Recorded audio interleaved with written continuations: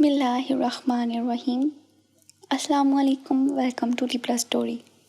اگر آپ میرے چینل پہ نئے ہیں تو لبرا اسٹوری کو سبسکرائب کر کے بیل نوٹیفیکیشن آن کریں تاکہ آپ کو ملتی رہیں تمام ویڈیو اپڈیٹس۔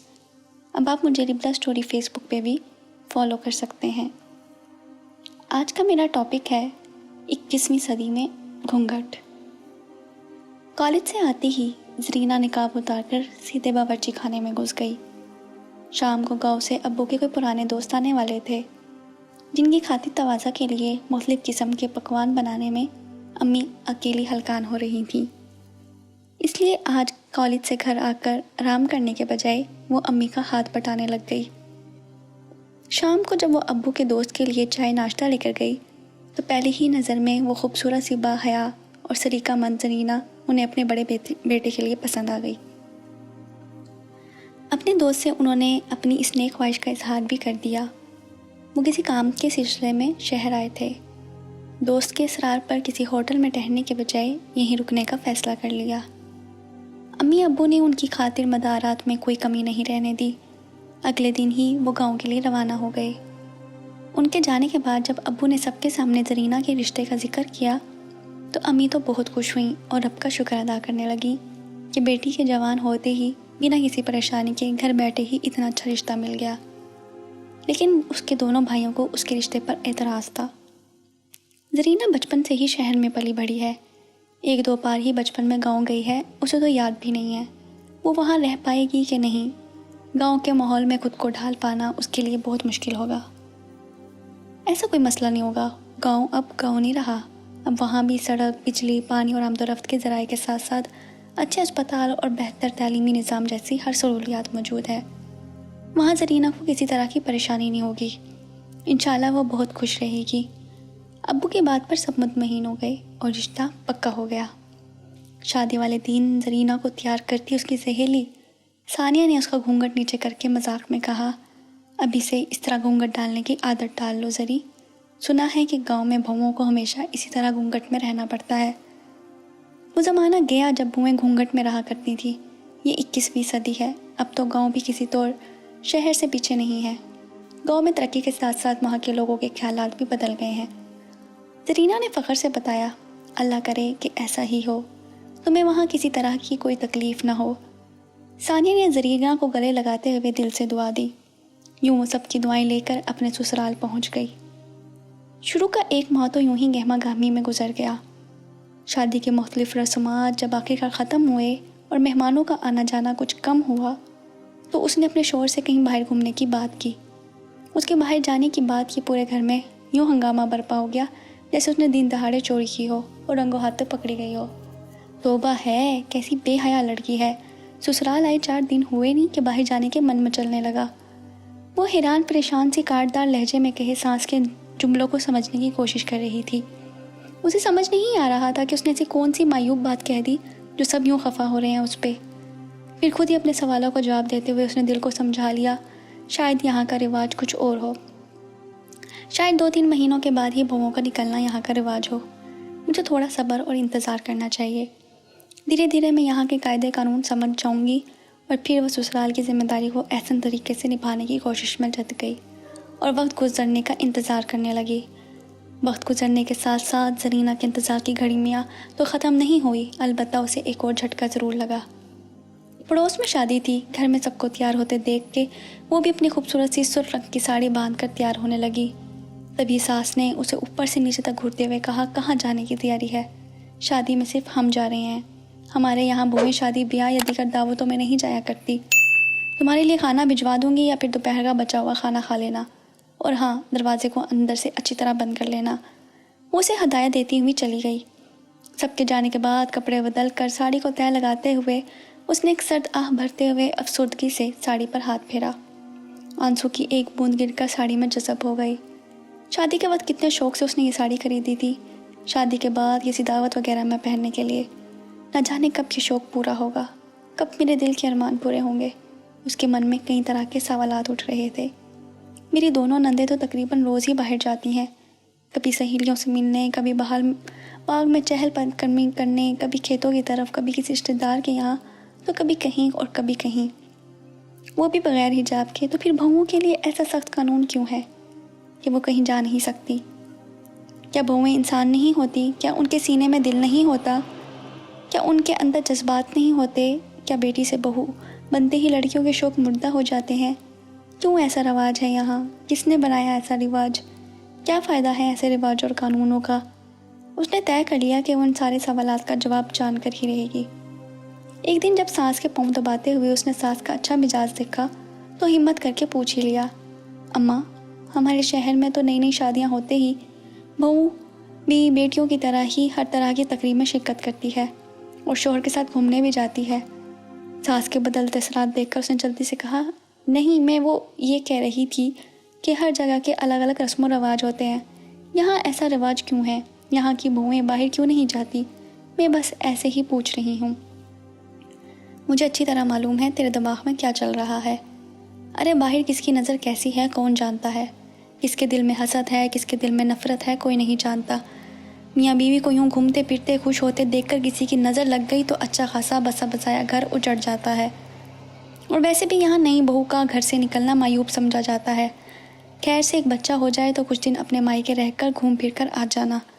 ساس کی بات سن کر اسے حیرت کا جھٹکا لگا۔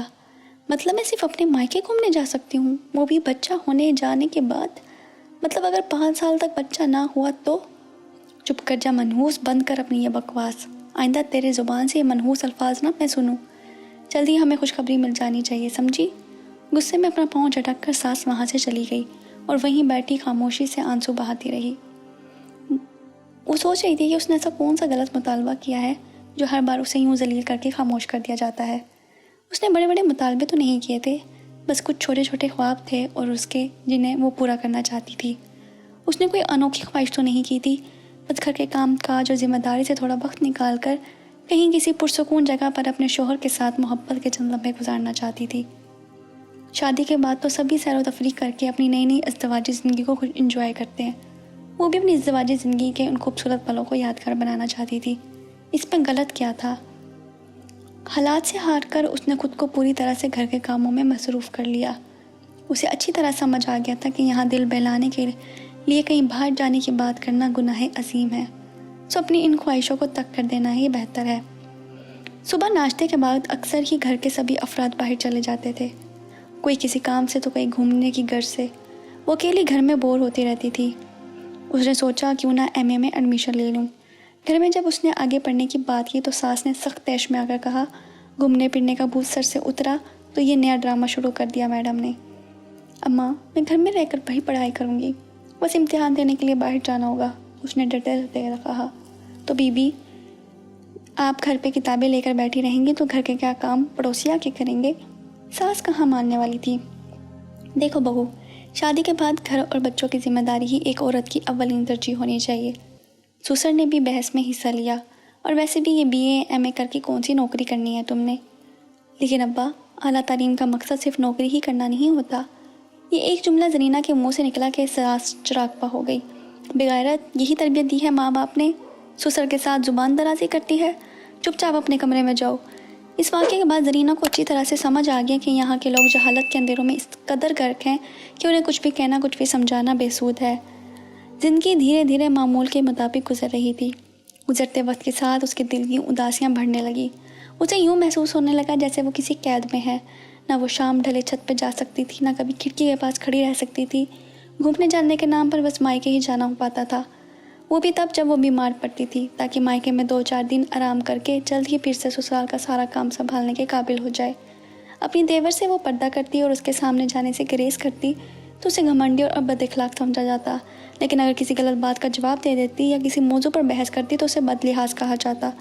نہ جانے کس گناہ کی سزا مل رہی تھی اسے، اور اس سزا بھی عمر قید کی۔ شادی کے بعد پہلی عید بھی اسی قید میں گزر گئی۔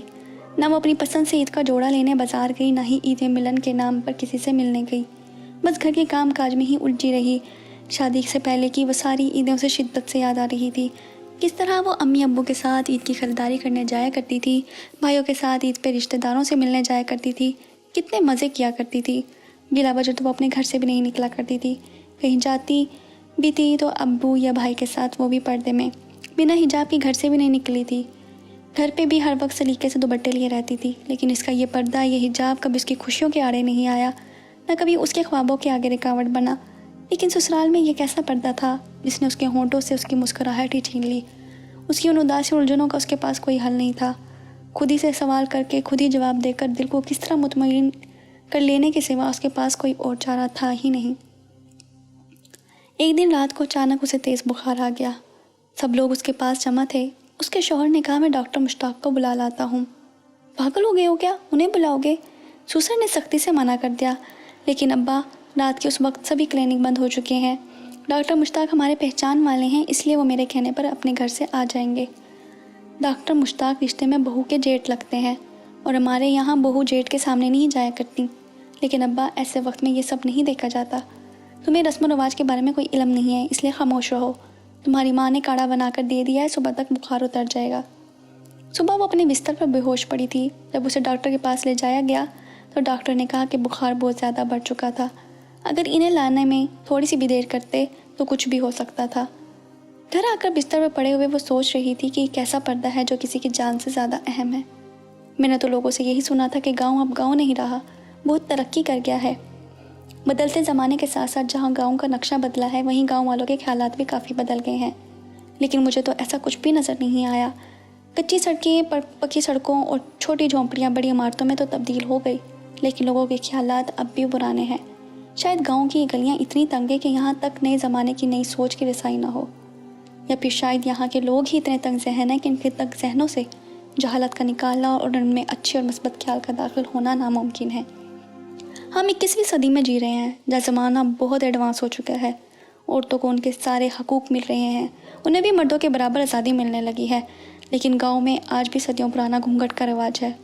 ہاں، تھوڑی بہت تبدیلی اس میں بھی ہوئی ہے۔ اب یہ گھونگھٹ انویزیبل ہو چکا ہے، ایک نادیدہ گھونگھٹ گاؤں کی بہوؤں پر ڈال دیا گیا ہے، جو لوگوں کو تو نہیں دکھتا، لیکن اس کا بوجھ بہوؤں کو ضرور محسوس ہوتا ہے۔ روایتوں، رسم و رواجوں اور پابندیوں کا یہ لمبا گھونگھٹ، جس کے اندر انسان سکون سے سانس لینا بھی دشوار ہے۔ اس دن کے بعد اس نے ایک طویل خاموشی کی چادر اوڑھ لی اور خود کو ایک مشین کی طرح گھر کے کاموں میں لگا دیا۔ گاؤں کی باقی بہویں بھی گھونگھٹ میں زندگی گزارنے لگیں۔ رواجوں اور پابندیوں کا وہ بھاری بھرکم گھونگھٹ جو اس کے سر پر زبردستی ڈال دیا گیا تھا، جس کے اندر اس کی ساری خواہشیں دب کر رہ گئی تھی، کوئی نہیں تھا جو اس کے سر سے گھونگھٹ ہٹاتا۔ اس کا شوہر مرد تھا، چاہے تو سب ٹھیک کر سکتا تھا، مگر شب عروسی میں اس کا گھونگھٹ اٹھانے والے اس مرد کے فولادی ہاتھوں میں اتنی قوت نہیں تھی کہ وہ اپنی دلہن کے سر سے ان جھوٹے رسم و رواج اور قاعدے قانونوں کا یہ گھونگھٹ الٹ دے۔ بس اب اسی گھونگھٹ میں وہ زندگی کو کسی سزا کی طرح کاٹ رہی تھی۔ اب روزانہ اس کا ایک ہی معمول تھا، روز گھر کے سارے کام نپٹا کر اپنے کمرے میں ادھ کھلی کھڑکی کے پاس بیٹھ کر باہر ہنسی ٹھٹولی کرتی لڑکیوں کو حسرت بھری نگاہوں سے دیکھتے ہوئے گھنٹوں یہی سوچتی رہتی کہ کاش میں بھی ان کی طرح کہکے لگا کر ہنس پاتی، ان کی طرح آزاد ہوتی۔ کبھی چھت پہ شام کے ڈوبتے سورج کو دیکھتی، کبھی کھڑکی کو پوری طرح سے کھول کر اندر آتی ہوئی سرد ہوا کو محسوس کرتی، کبھی باغوں میں جا کر پھولوں کی خوشبو اپنے اندر اتارتی، کبھی بارشوں میں بھیگتی، کبھی دھوپ میں بیٹھتی، بدلتے موسم کا بھرپور مزہ لیتی، پڑوس کی لڑکیوں سے دوستی کرتی، گھنٹوں ان سے باتیں کرتی، زندگی کو کھل کر جی پاتی۔